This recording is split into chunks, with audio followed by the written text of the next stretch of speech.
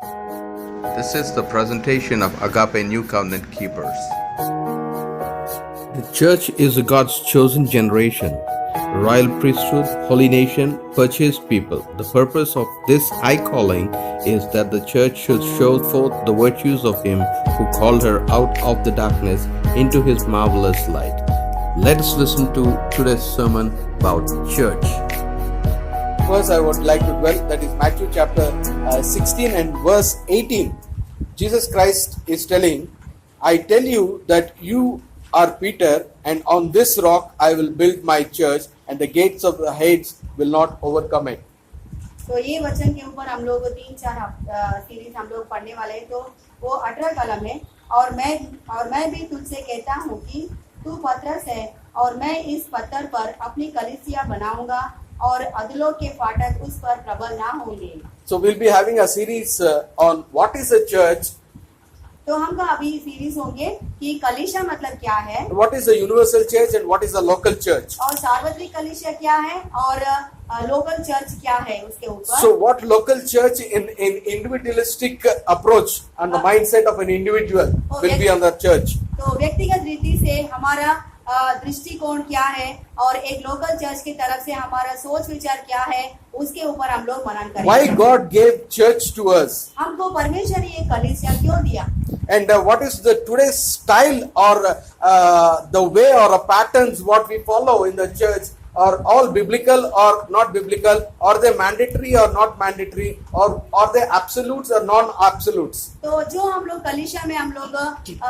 पद्धति का जो भी हम लोग कार्य करते हैं, क्या वो वचन के आधारित है, क्या वो सही में करना चाहिए, क्या ये जरूरी है या नहीं, ऐसे कुछ चीजों के ऊपर हम लोग देखेंगे। It is actually a commitment of a close community of believers. तो ये एक छोटा झुंड का कुछ अपने आप को समर्पण करते हुए करने वाला चीज We है। put very good face outside. हम लोग को बाहरी रूप से एक अच्छा चेहरा लेके We चलते wear हैं, very good dress, and we put very nice picture outside. हम लोग अच्छा कपड़े पहनते हैं और अपना अच्छा चेहरे हम लोग दिखाते हैं। But your co-believer does not know who you are in the dark side. पर आपका जो सह विश्वासी को पता नहीं चलता है कि आपका पिछले जिंदगी क्या था। It is very pretty,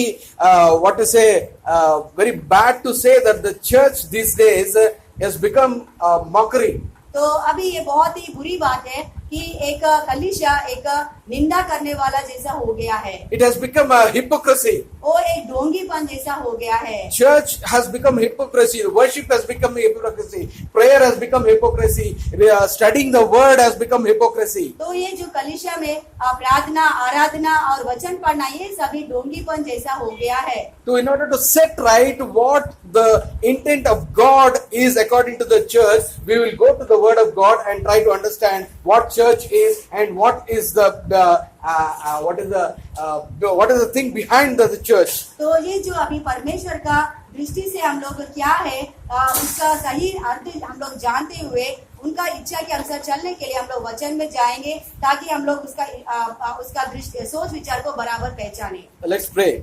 आइए हम लोग प्रार्थना करेंगे। Gracious Father Lord, we thank you for this wonderful time of Father Lord, as we are approaching into a new good series of Father Lord on the church that you have ordained, of Father Lord. Lord, we pray that Lord, you will reveal your insights so that Lord, we will understand your word, and we will try to Lord, live according to your word, of Father Lord, and apply it in our daily lives, and be a good Father Lord, stewards of your word, and Lord, we will be good disciples of Father Lord, for the preparing ourselves for the second coming of Father Lord. Give us your understanding, open our hearts, of Father Lord, and it's not me who's going to preach here, of Father Lord. Let your word flow from here, of Father Lord. In Jesus' precious name I pray, of Father. Amen. Okay, we're just talking about, we are going to see about the church. So you all know what is a church. You might answer to my question and say, I am the church. तो आप सब जानते हैं कि कलीसिया क्या है, तो आप बोलेंगे कि मैं कलीसिया हूँ। Yes, you are right. You are the church. ये सही है, आप एक कलीसिया है। We are the church. हम सब कलीसिया है। All the people who are set apart and been who are cleansed by the blood of Jesus Christ are called the church. जो लोग सब अलग किया गया और यीशु मसीह के लहू के द्वारा धोया गया, वो सभी लोग कलीसिया है। So we'll try to learn little more in a different insight and try to understand what the church is all about. और थोड़ा गहराई में जाते हुए और दूसरा कोण से हम लोग देखते हुए ये कलीसिया क्या है हम लोग देखेंगे। Turn with me to Ephesians chapter 3 and verse 10. FSc का 3 का 10 देखेंगे। Paul he's saying something to the Ephesian church here. FSc कलीसिया को पौलुस कुछ कहता है। He's instructing or he's praying about certain things. वो कुछ चीजों के लिए वो वहाँ पे प्रार्थना कर रहा So था। before praying, he's telling these things. वो प्रार्थना करने से पहले ये सब कुछ बोल रहे थे। Chapter 3 and verse 10 and verse 11. 3 का 10 और 11। Intent was that through the church, the manifold wisdom of God should be made known to the rulers and authorities in their ability, Right. according to his eternal purpose that he accomplished in Christ Jesus our Lord. Right. His intent was that now through the church. तो उनका उसका जो इच्छा है कि कलीसिया के द्वारा। Now the word church is being mentioned here for the first time, what we have read in Matthew chapter 16 and verse 18. तो मत्ती का 16 का 18 से लिखा गया, वहां से यहाँ देखेंगे तो पहली बार कलीसिया के बारे में लिखा है। In the New Testament, Jesus is talking about the church. यो नया नियम में यीशु मसीह कलीसिया के बारे में बात कर रहा था। I'll come to that. उसके पास आएंगे। And now here again you can see the word church being pronounced here. फिर वापस यहाँ पे कलीसिया को हम लोग बोलते हुए यहाँ पे देख सकते हैं। There is one more place again, Ephesians chapter 5. और एक जगह में भी है। He talks about the family, he talks about wife and husband, and he is now telling about the church. If you read Ephesians chapter 5 from verse 25 onwards. FSc 5 का 25 से। Husband, love your wife, just as Christ loved the church and gave himself up for her. Now you see, husbands, love your wives just as Christ loved the, what is it? The church. तो जैसे मसीह ने भी कलीसिया से प्रेम करके है। You need to understand here that the Lord has very deep affection for the church. यहाँ पे आपको जानना चाहिए कि परमेश्वर को एक ये कलीसिया के साथ एक गहरा लगाव था। And that's why Jesus Christ himself is telling, I will build my church. इसीलिए वो खुद बोल रहा था कि मैं अपना कलीसिया को बनाऊंगा। In Acts chapter 20 and verse 28, और प्रेरितों का 20 का 28 में the church which is being purchased by the blood of Jesus Christ. वो जो कलीसिया जो यीशु मसीह का लहू के द्वारा खरीदा गया था, It has been purchased. वो उसको खरीदा गया था। You and I have been purchased by the blood of Jesus Christ. आप और मैं परमेश्वर का लहू के यीशु मसीह का लहू के द्वारा खरीदे गए थे हम So लोग। it is not an ordinary one what we are talking about the church. तो ये कुछ साधारण चीज नहीं है जो हम लोग कलीसिया के बारे में बात कर रहे हैं। Church is very important. कलीसिया बहुत ही प्रामुख्य चीज है। Now let us go back to Matthew chapter 16 once again फिर से वापस मत्ती का 16वें अध्याय में जाएंगे। and read verse 16. 16 का 16 हम लोग पढ़ेंगे। Simon Peter answered, you are the Messiah, Son of the living God. Now he's telling, now Simon Peter, Jesus is asking him one question in 15th verse. तो 15वीं कलम में यीशु मसीह वहाँ पे कुछ प्रश्न पूछता है। What is that 15th verse? But what about you, he asked? What do you say?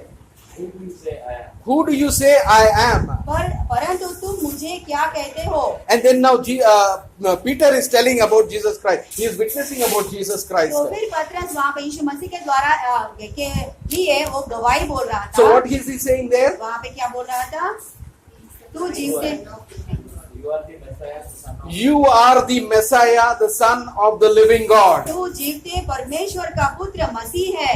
Now this is very much important. ये बहुत ही प्रामुख्य चीज है। Try to understand this. आप इसको समझने के लिए कोशिश You are the Messiah, तू पुत्र मसीह है, the Son of the living God. वो जो जीवते परमेश्वर का पुत्र है। And then Jesus Christ said, Peter, this has not been revealed to you just by the flesh and blood. It is by God which has been revealed it to you. तो फिर वो यीशु मसीह बोलता है कि तू धन्य है क्योंकि मांस और लहू ने नहीं परंतु मेरे पिता ने जो स्वर्ग में है यह बात तुझ पर प्रकट की है। And then he says, फिर उसके बाद कहता है on this rock मैं एक पत्थर के I ऊपर will build my church. मैं अपनी कलीसिया बनाऊंगा। So now what is this rock? तो ये पत्थर क्या है? So there are many interpretations about this rock. ये पत्थर के बारे में बहुत अलग अलग सोच विचार है उसका। Many people say that Peter is the rock. वो बहुत लोग बोलते हैं कि पतरस ही पत्थर है। I don't know whether it is right or wrong. वो सही है या नहीं मुझे नहीं पता। But here what I want to emphasize is यहाँ पे मैं जिसके ऊपर मैं जोर देना चाहता हूँ, Jesus Christ himself is telling, यीशु मसीह खुद ही बोल रहा था, I am the rock. मैं ही पत्थर हूँ। On this rock I will build my church. ये पत्थर के ऊपर मैं अपना कलीसिया बनाऊंगा। It has not been revealed to you by flesh and blood, but it is God who has revealed you that I am the Messiah. तो ये जो लहू और मांस के द्वारा नहीं, पर परमेश्वर जो प्रकट किया उसी के द्वारा मैं मसीह हूँ ऐसे बोलकर तू कह सकता है। On this I will build my church. इसके ऊपर मैं कलीसिया You बनाऊंगा। turn to Isaiah chapter 28 and verse 16. यशायाह का 28 की 16 देखेंगे, You read there, वहाँ पे आप पढ़ लीजिए। he talks about the rock. वहाँ पे पत्थर के बारे में आप बोलते हैं। Isaiah chapter 28 and verse 16. So that this is what the sovereign Lord says, see, I lay a stone in Zion, the tested stone, the precious cornerstone for a sure foundation. The one who trusts will never be dismayed. He's talking about a cornerstone, a stone, nothing but Jesus Christ himself. तो वहाँ पे एक मूल पत्थर के बारे में बोलता है, वो कोई नहीं पर यीशु मसीह खुद ही है। And now come to New Testament, 1 Peter chapter 2 and verse 8. पहला पत्रस 2 का 8। 1 Peter chapter 2 and verse 8. The stone that causes people to stumble, and the rock that makes them fall. So now who is the rock here? तो वहाँ पे पत्थर कौन है? Jesus Christ is the rock. तो यीशु मसीह So पत्थर है। on this rock I will build the church. ये पत्थर के ऊपर मैं कलीसिया बनाऊंगा। On this truth I will build the church. ये सच्चाई के ऊपर मैं कलीसिया बनाऊंगा। So now the church is going to be built on the rock. तो ये पत्थर के ऊपर वो कलीसिया बनाने वाला You need to है। remember this and understand this. ये आपको समझना चाहिए So और याद रखना चाहिए। now who is going to build this church? तो कौन बनाने वाले हैं ये कलीसिया को? It is telling that the church is going to be built by ये जो कलीसिया बनाने वाले किसके द्वारा? myself. मैं खुद ही मैं God बनाऊंगा। himself is going to build the church. परमेश्वर खुद ही वो कलीसिया It is बनाएगा। not Madhumark who is going to build the church. वो मधुमार्ग नहीं है जो कलीसिया बनाने वाला It is है। not any other person who is going to build the church. ऐसा कोई और एक व्यक्ति नहीं है It जो is कलीसिया God बनाने who is वाला। going to build the church. वो परमेश्वर है, वो कलीसिया बनाने वाला परमेश्वर है। And then if you read that Ephesians chapter 16, और एफएससी का 16वां अध्याय अगर sorry, पढ़ेंगे, Matthew chapter 16, मत्ती का 16वां अध्याय पढ़ेंगे, read verse 16 and 17. 16 और 17वीं कलम पढ़ लीजिए। Simon Peter answered, You are the Messiah, the Son of the living God. Jesus replied, Blessed are you, Simon, son of Jonah, for this was not revealed to you by flesh and blood, but by the Father in heaven.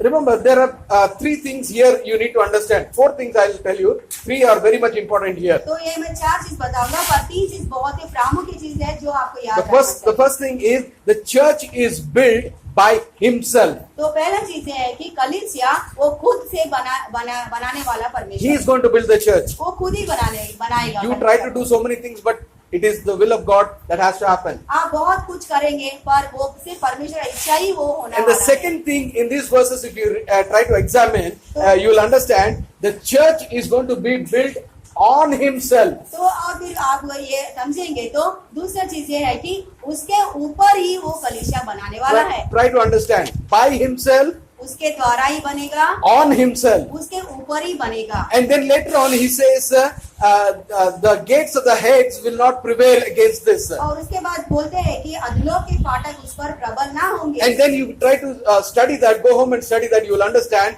this church is going to be built for himself. तो ये जो घर जाके पढ़ लीजिए कि ये जो कलीसिया उनके लिए ही वो बनाएंगे। So three important things are happening here. तो 3 बहुत प्रामुख्य चीज यहाँ पे हो रहा है।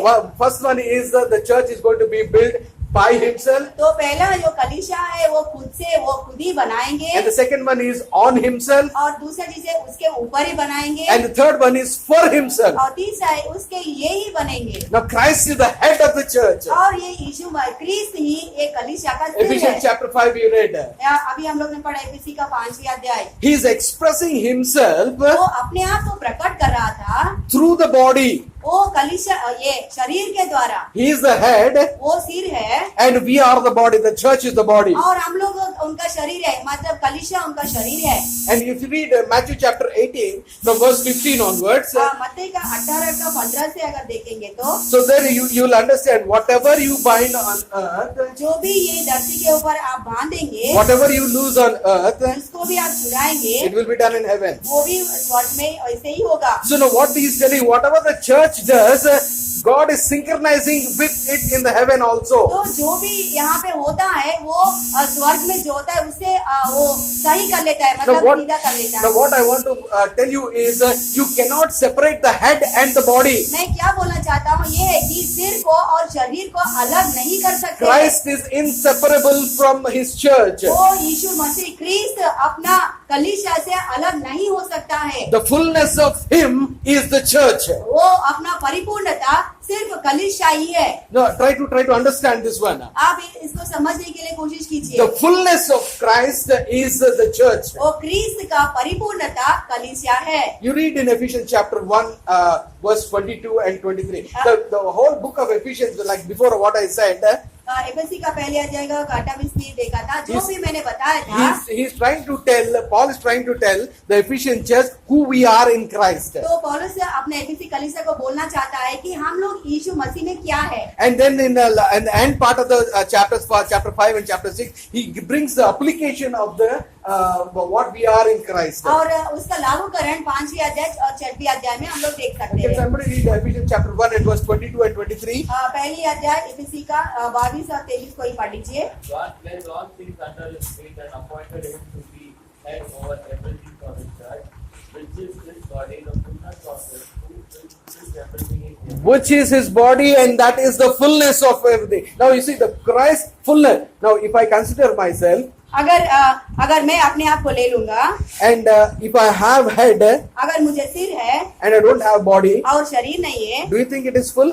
क्या आप सोचते हैं कि मैं परिपूर्ण हूँ? It is not full. वो परिपूर्ण नहीं है, संपूर्ण नहीं है। I need the body. मुझे शरीर चाहिए। No doubt the head is controlling the whole body.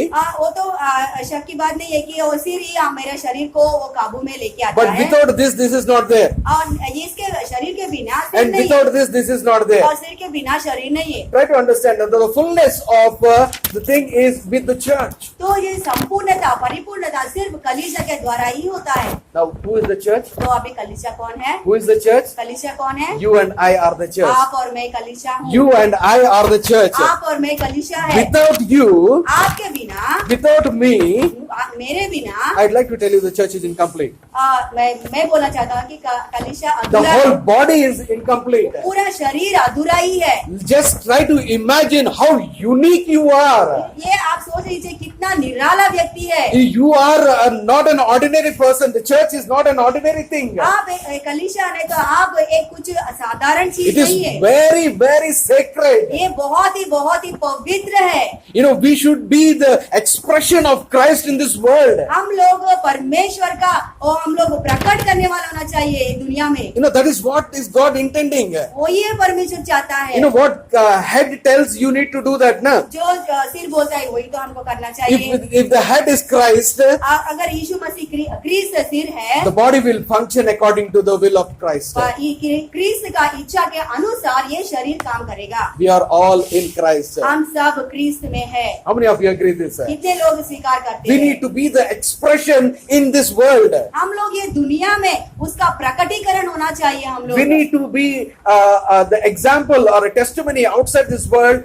proclaiming Lord Jesus हम Christ. लोग ये दुनिया में एक गवाही जैसा होना चाहिए ताकि हम लोग जो सिर को हम लोग वहाँ पे प्रकट करने वाला होना Now चाहिए। coming to Ephesians chapter 3, अभी एफएससी का 3री अध्याय देखेंगे तो regarding the church, वो कलीसिया के बारे में Paul is telling it is a mystery. वो पौलुस कहता है कि वो बहुत ही गुप्त राज है। It is a mystery. वो बहुत गुप्त राज है। It is a mystery which has been closed in the Old Testament. ये जो मिराज है जो नया नियम में बंद करके रखा It has था, been revealed in the New Testament. वो नया नियम में प्रकट किया गया है। He's calling Paul is calling this church as a mystery. वो पर ये पौलुस ये कलीसिया को एक मिराज बोल के बोलता है। That is why the Jews could not understand and digest this particular concept. इसीलिए यहूदी लोगों को ये बिल्कुल समझ में नहीं आया और वो स्वीकार नहीं कर पाया था। So now what is this church? तो ये कलीसिया क्या है? We all are one. हम सब एक ही है। There is no Jew, there is no Gentile. तो कोई यहूदी नहीं है, जो अन्य जाति नहीं There है, is no bond or no free. जो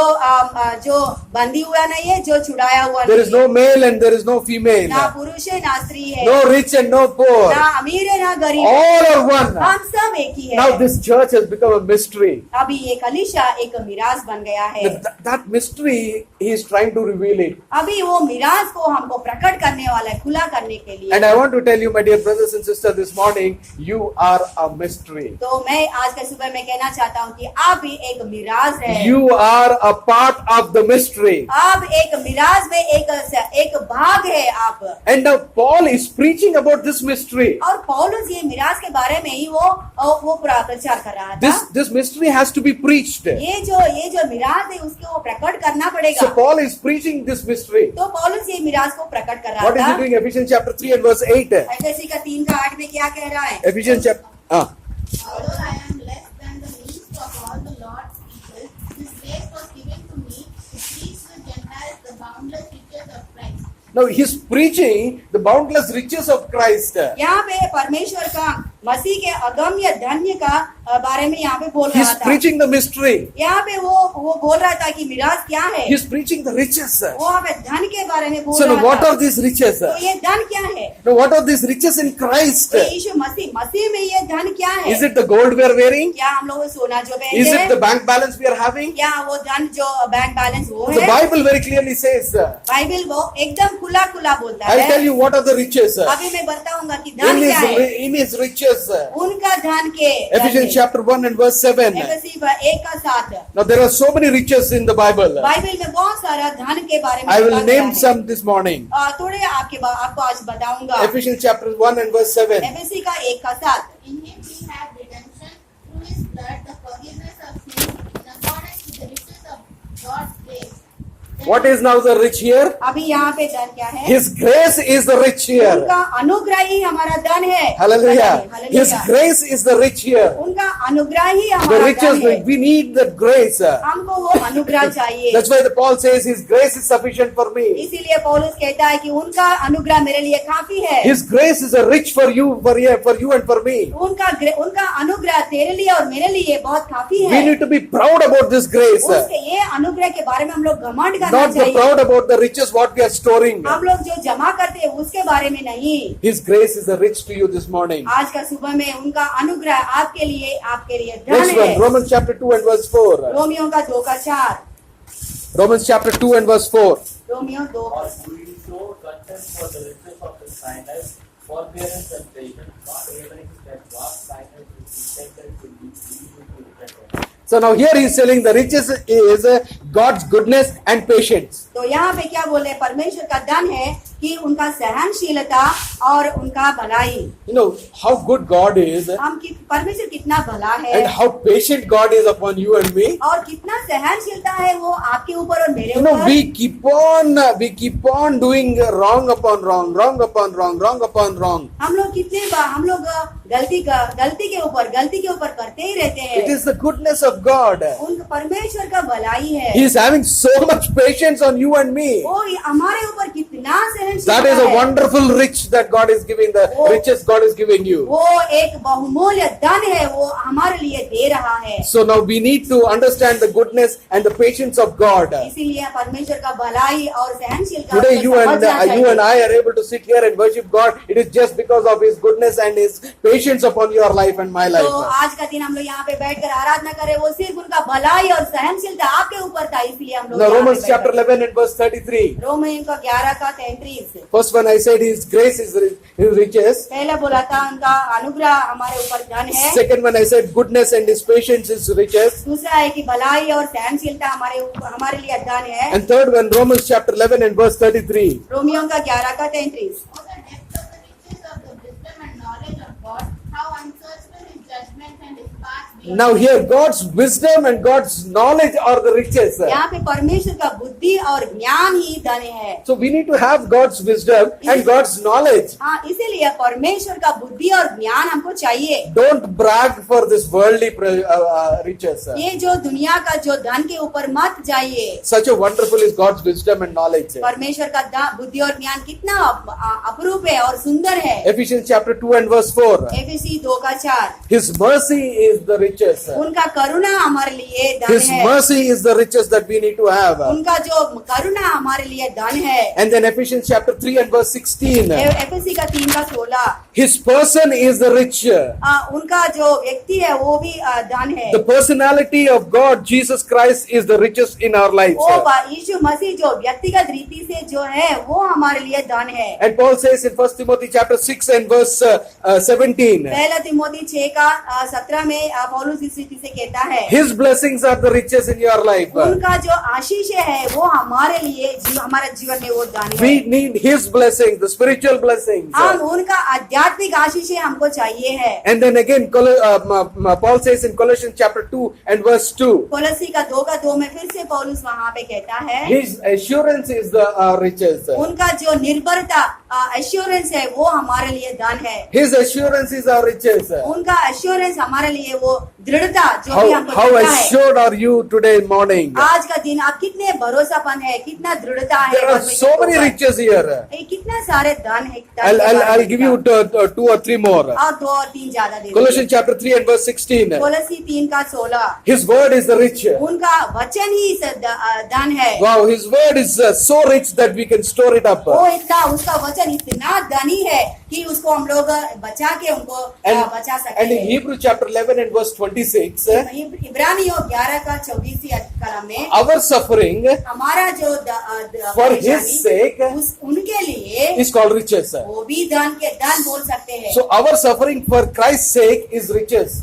यीशु मसीह के लिए हमारे जो सताव झेलते हैं वो भी धन का समान है। And finally, Ephesians chapter 3 and verse 18 and 19, और अंतिम में एफेसी 3:18 और 19 में he says, His love is riches. और उनका प्रेम उनका प्यार ही हमारे लिए धन है। You know, we are such a wonderful people that we are having all His riches. तो हम कितना सुंदर और बहुमूल्य लोग हैं कि उनका सभी धन हमारे पास है। All the list what I told this morning, are you having these riches in your life? मैंने अभी जो बताया था लिस्ट पूरा, क्या वो सभी धन आपके जीवन में है क्या? Are you utilizing them in your life? आप वो धन को इस्तेमाल कर रहे हैं क्या? Are you accessing this?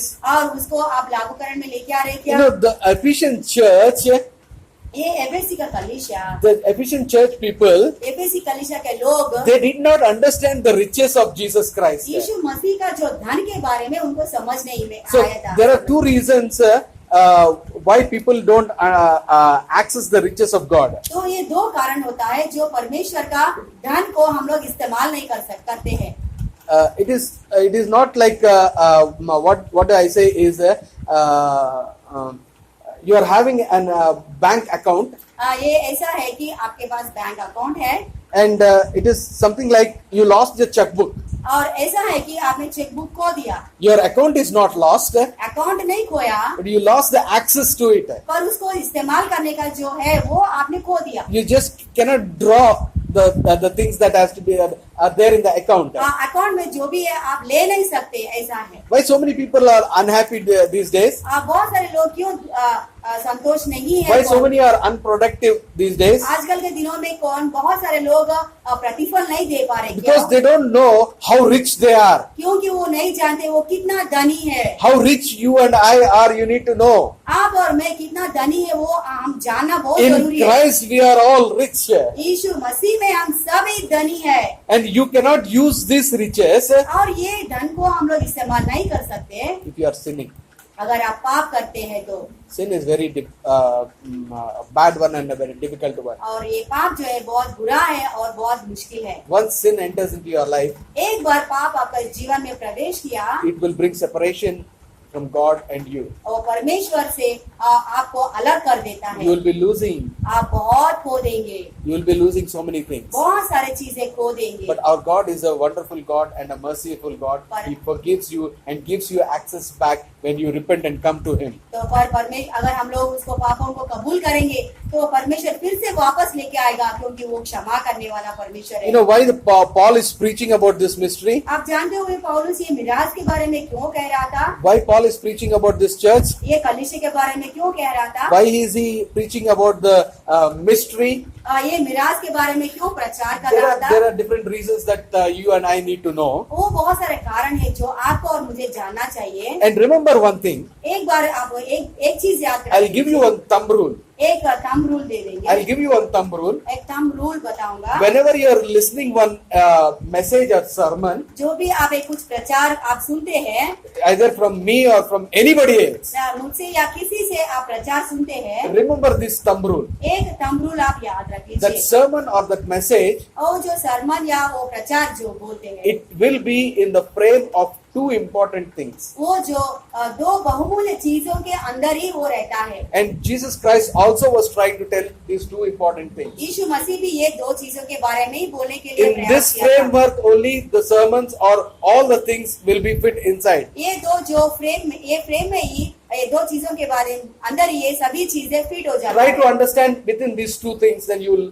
try to know more about God and in depth about तो God. ये दो चीजों के अंदर ही आप सोच विचार करेंगे, तभी आप परमेश्वर का गहराई में जा सकते हैं। Simple one. The many people asked about Jesus Christ also, बहुत सारे लोग यीशु मसीह से भी प्रश्न पूछा था, and he gave in very two easy steps. और दो आसान कदमों में उन्होंने बताया था। Your relationship with God, आपका रिश्ता परमेश्वर के साथ, your relationship with God, आपका जो रिश्ता परमेश्वर के साथ, and the second one is your relationship with others. और दूसरा है कि आपका रिश्ता दूसरों के साथ है। It comes under these two frame. ये दो चीजों के बीच में ये सब कुछ होता है। Whatever is being preached here, जो भी यहाँ पे प्रचार किया जाता it है, will be either of these two ये दो चीजों के or ऊपर both of these two. नहीं तो दोनों मिलकर भी रहता है। So now that is why Paul is preaching this mystery, इसीलिए पौलुस ये मिराज को प्रचार कर रहा था, so that you can understand the riches of God, ताकि आप परमेश्वर का धन को आप समझ सकते हैं, and you will be a very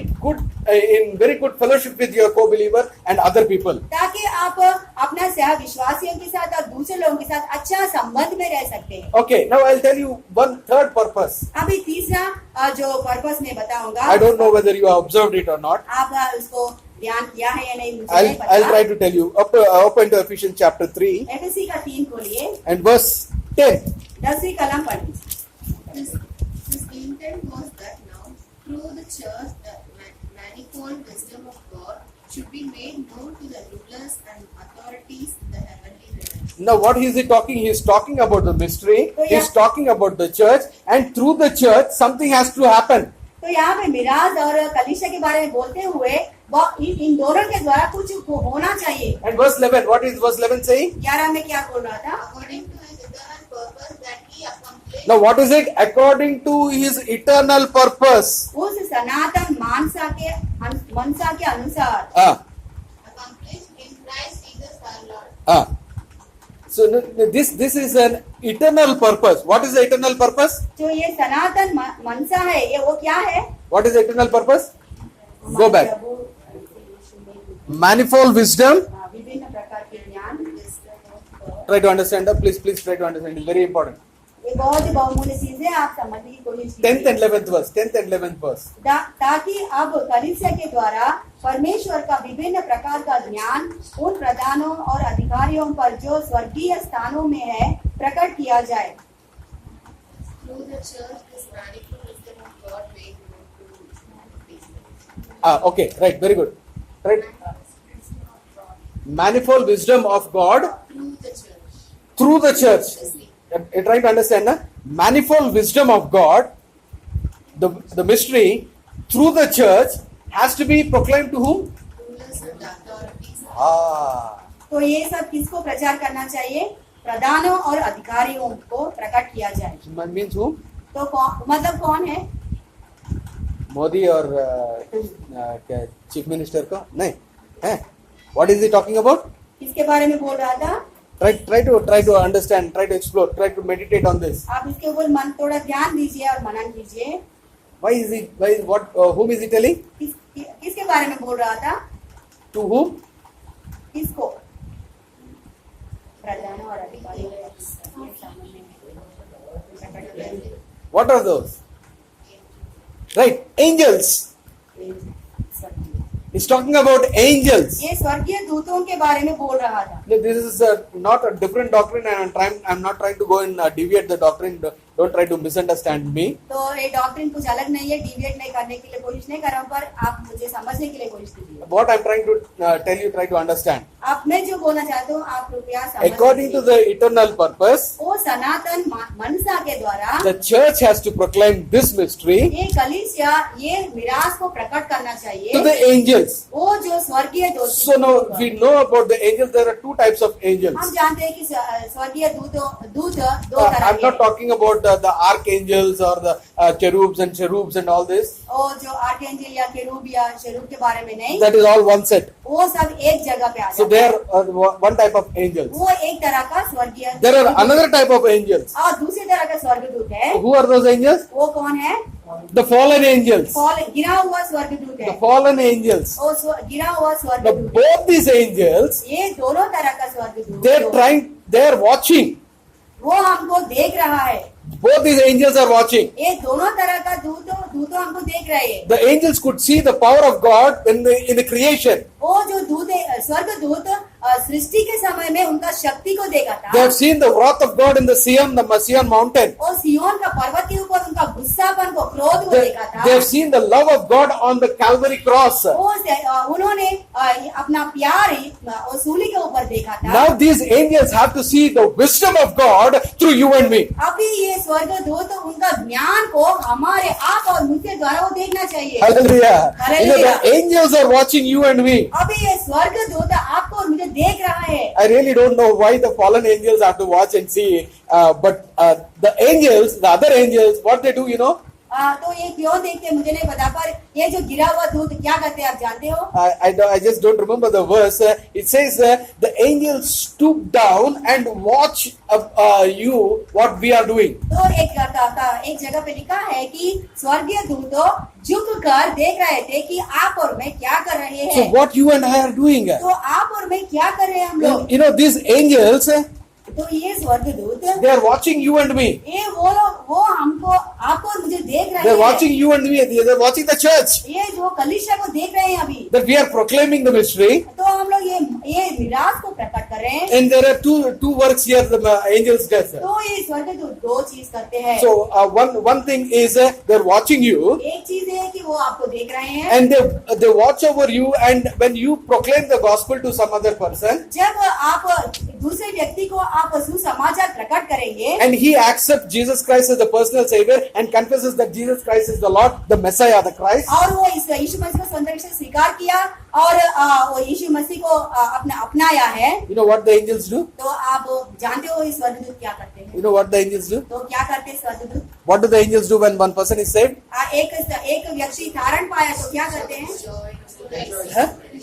Rejoice. वो आनंद करते हैं, They rejoice. वो आनंद Wow, मनाते हैं। the angels rejoice. वो स्वर्गदूत आनंद In मनाते हैं। another words, what I would like to tell you is the angels worship the God, they glorify तो God. दूसरे मैं शब्दों में कह सकता हूँ कि ये स्वर्गदूत परमेश्वर को आराधना करते हैं। Hallelujah. Hallelujah. Hallelujah. So now you see, look at the way what you and I are. तो आप देख लीजिए आप और मैं क्या है हम लोग। You are a part of a mystery. आप ये मिराज का एक भाग है। You are a part of a mystery. आप ये मिराज का एक भाग है And this mystery is being proclaimed. और ये मिराज को प्रकट किया जा And रहा है। that mystery is being turned into what? और ये मिराज किस तरह से वो बदल रहा It है? is turned into a worship. वो एक आराधना का तरह से रूप में बदल They रहा are है। glorifying हम God. परमेश्वर को महिमा दे रहे You are हैं। becoming a channel for the glorification of God. परमेश्वर का महिमा करने के लिए आप एक पात्र एक रास्ता बन That रहे is the हैं। one and only reason why God created you and me. वही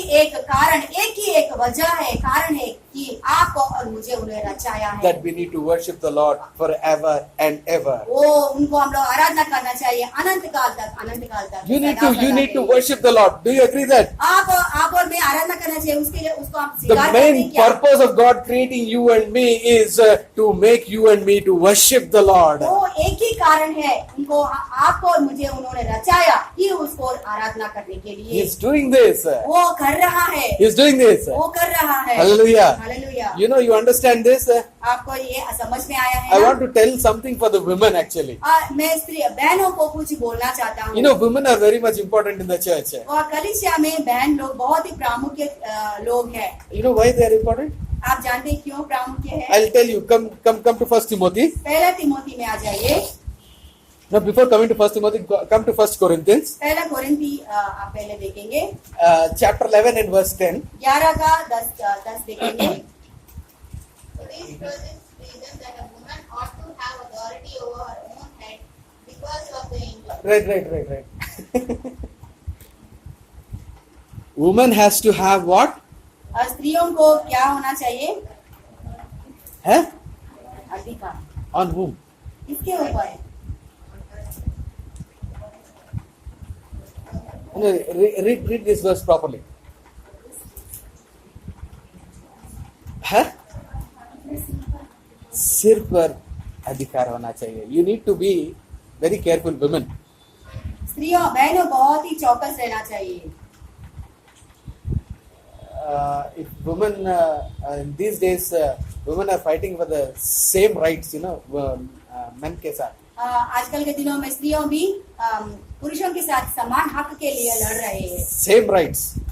और समान हक। It is like body fighting with the head and saying, I want to be head. तो ऐसे है कि शरीर सिर से लड़ रहा है और मैं शरीर बोल रहा था कि मैं सिर बनना चाहता हूँ। It is like the church telling, taking away the Christ and placing yourself there. और यीशु मसीह को निकालते हुए शरीर को सिर के जगह में रखना। No doubt, both women and men are created in the same image of God. We are equal. ये इसमें शक नहीं है कि स्त्री और पुरुष परमेश्वर का स्वरूप में ही बनाया है। But there is a submission there. पर वहाँ पे एक अधीनता है। That is what Paul is trying to explain. Women have to submit themselves to their husbands. इसलिए पौलुस कहता है कि स्त्रियां पत्नियां अपना पतियों को अधीनता में रहना There is a चाहिए। discipline. वहाँ पे एक क्रम शिक्षा है। Who is looking this? कौन देख रहा था? Who is looking at this? वो ये सब कौन देख रहा है? Because of whom? किसकी वजह से? Angels are watching. That means your worship is being stopped if you are not in a proper way. स्वर्गदूत देख रहा है हमारा आराधना रुक जाएगा जब हम लोग सही में नहीं In the रहते। old culture, in Jewish culture, हम लोग यहूदी का रीति रिवाज में देखेंगे तो the hair of the woman is submission. और स्त्री का बाल वो एक अधीनता का सादृश्य है। You need to cover it. उसको हम लोग ढकना You चाहिए। need to cover your head, ladies. स्त्रियां बहनों अपना सिर को ढकना चाहिए। You know, if you don't cover, I don't know, what you are doing. Let me come the reverse way. हम अभी You are doing all this for what? Yes. The angels worshipping. तो ये सब क्यों कर रहे हैं कि स्वर्गदूत आराधना कर रहे हैं? And you are not doing this. अगर आप ये नहीं कर रहे हैं What is happening? तो क्या हो रहा है? Angels do not worship. You are not glorifying God. तो स्वर्गदूत आराधना नहीं कर पाएंगे, हम लोग परमेश्वर का आराधना नहीं कर पाएंगे। It is really shame these days in the church. You know, people don't cover their head. तो आजकल के दिनों में बहुत शर्म की बात है कि लोग अपना सिर को नहीं ढकते हैं। No, I don't mean like covering literally, but I mean what you say is submitting to your husbands. मतलब असली रीति से ढकना ये नहीं, पर अपना सही अधीनता अपना पतियों को। Angels are watching, my dear brother and sister. मेरे प्यारे भाई और बहनों, स्वर्गदूत आपको देख रहे The हैं। church discipline also is being watched by the angels. ये कलीसिया का क्रम शिक्षा भी वो भी स्वर्गदूतों के द्वारा देख रहे हैं। In 1 Timothy chapter 5, Paul says, पहला तिमोथी 5 अध्याय में पौलुस कहता है verse 21, 21वीं कलम में, I charge you in the sight of God and Christ Jesus and the elect angels to keep and to do nothing out of favoritism. you know, the discipline is being done in front of the select angels. तो ये जो क्रम शिक्षा है जो चुने हुए स्वर्गदूतों के सामने ये किया जाता है। So my dear brothers and sisters, मेरे प्यारे भाई और बहनों, this morning I want to tell you, ये सुबह मैं आपसे कहना चाहता the हूँ, church is being built by himself. ये कलीसिया खुद उनके द्वारा ही The बनाएगा। church is being built on himself. तो ये कलीसिया उनके ऊपर ही बनेगा The church is being built for himself. और कलीसिया उनके लिए ही बनेगा। And ultimately, this is for the glorification of God. और ये अंतिम में सिर्फ परमेश्वर का महिमा के लिए ही बनेगा। So, are you and I being that glorification channel? तो क्या आप और मैं वो महिमा के लिए हम लोग रास्ता बन रहे हैं क्या? Is our church like that we are able to glorify God? तो क्या हमारा कलीसिया ऐसा है क्या कि परमेश्वर को महिमा मिल रहा है? Are we able to give glory to the Lord in everything? क्या हम हर एक चीज में परमेश्वर को महिमा दे पा रहे हैं क्या? Just check your life, my dear brothers and sisters. मेरे प्यारे भाई और बहनों, अपना जीवन को एक बार परख लीजिए। Whatever we do, we need to glorify God. जो भी हम करते हैं वो परमेश्वर को महिमा मिलना We चाहिए। have to glorify God. हमको परमेश्वर को हमको महिमा करना ही No matter पड़ेगा। you are in your job, जहाँ पे भी आपका नौकरी में हो सकते no हो, matter you are in your kitchen, ना तो आप किचन में काम no कर matter सकते हो, your children are in education, नहीं तो आप आपके बच्चे पढ़ाई में हो। we need to learn this and teach this to our children also. हम ये सीखना चाहिए और अपना बच्चों को सिखाना भी चाहिए That they have to glorify God. कि वो लोग परमेश्वर को महिमा देना This is चाहिए। very important, my dear brothers and sisters, the मेरे प्यारे church. भाई बहनों, ये बहुत ही बहुमूल्य चीज है ये कलीसिया। This is the first function of the church. ये पहला जिम्मेदारी है, तो एक कार्य है जो कलीसिया करना चाहिए। You are coming to the church आप ये कलीसिया में आते हैं not to take something from here. यहाँ पे कुछ लेने के लिए नहीं। No doubt you are going to take something, हाँ, वो तो है कि आप कुछ लेके जाते हो, but the main intent of gathering together, पर वो जो बहुमूल्य जो लक्ष्य है हम लोग यहाँ पे इकट्ठा होने के लिए, give God, जो परमेश्वर को देने के लिए, to give God परमेश्वर को देने in, के in turn of worship. हम लोग ये आराधना का रूप में उनको दे रहे हैं। I'll read one quotation and close. एक कोटेशन पढ़कर मैं बंद करना चाहता And हूँ। this man says like this, ये व्यक्ति इस रीति से बोलता है, God is the teacher, परमेश्वर हमको प्रबोधक है, universe is the classroom, ये जो यूनिवर्स ये सृष्टि है वो हमारे लिए क्लासरूम है, angels are the students, और ये स्वर्गीय दूत वो स्टूडेंट्स हैं, church is the illustration, और ये कलीसिया एक इलस्ट्रेशन है, एग्जाम्पल है, wisdom is the lesson और ये जो ज्ञान है वो हमारा पाठ है, that has to be taught well by the church, और वो कलीसिया के द्वारा अच्छी तरह से पढ़ाना चाहिए that the angels glorify God. ताकि ये स्वर्गीय दूत परमेश्वर को महिमा देंगे। So now your worship is linked with the angels for worship. तो आपका आराधना स्वर्गीय दूतों के द्वारा उसको जोड़ा गया है। Tomorrow you and I, तो कल का दिन आप और मैं, when we be in eternity, जब हम लोग अनंत काल में रहेंगे with those angels, वो स्वर्गीय दूतों के साथ, you will be worshipping holy, holy, holy. तो आप वहाँ पे आराधना करने वाले होंगे, पवित्र पवित्र पवित्र बोलते हुए। Can we prepare ourselves in that way? क्या हम लोग उस रीति से तैयारी में करेंगे क्या? Can you try to identify who you are in Christ? क्या अपने आप को पहचानेंगे कि मसीह में आप क्या है, The riches that we have in Christ. कि मसीह के द्वारा हमारा धन क्या है, And then try to behave or act like who we are. और फिर उसके बाद ही हम लोग हमारा स्वभाव नहीं तो हमारा बर्ताव उसके अनुसार करेंगे। When you know your position, जब आपका स्थान क्या है अगर पहचानेंगे, then you will try to act in that position. फिर आप वो स्थान के हिसाब से आप अपना व्यवहार करेंगे। Like last time I gave an example. ऐसे मैंने पिछले बार एक उदाहरण I think बताया। I've taken Ramakrishna and Parakrama, somebody, Reliance employees. और रिलायंस एम्प्लॉयज को देखते हुए हम लोग उदाहरण लिया था। If Ambani says that you are the owner of this Reliance in Dahej, और अगर अंबानी बोलेगा रिलायंस का ओनर आप है जो दहेज में है, so how do you behave? आप किस रीति से आप व्यवहार करेंगे? Same thing in Christ, if you know the riches and the value of the riches, ऐसे ही मसीह में जो आपका धन क्या है पहचानेंगे, उनका मूल्य क्या है you will पहचानेंगे, start acting in that way. ऐसे ही आप व्यवहार करना शुरुआत We करेंगे। will not do anything wrong against God. वो जो परमेश्वर का विरुद्ध कुछ भी नहीं करेंगे। We will not deliberately keep sinning, हम लोग खुला पाप नहीं करेंगे, but we will kneel before God and worship in all things. पर हम लोग उनके सामने घुटने में आएंगे और हर एक चीजों में हर एक परिस्थिति में उसको आराधना करेंगे। Come, let us pray this morning. आइए हम सब मिलकर प्रार्थना करेंगे। Think about your life and our lives. एक बार अपना जीवन के बारे में और हमारा जीवन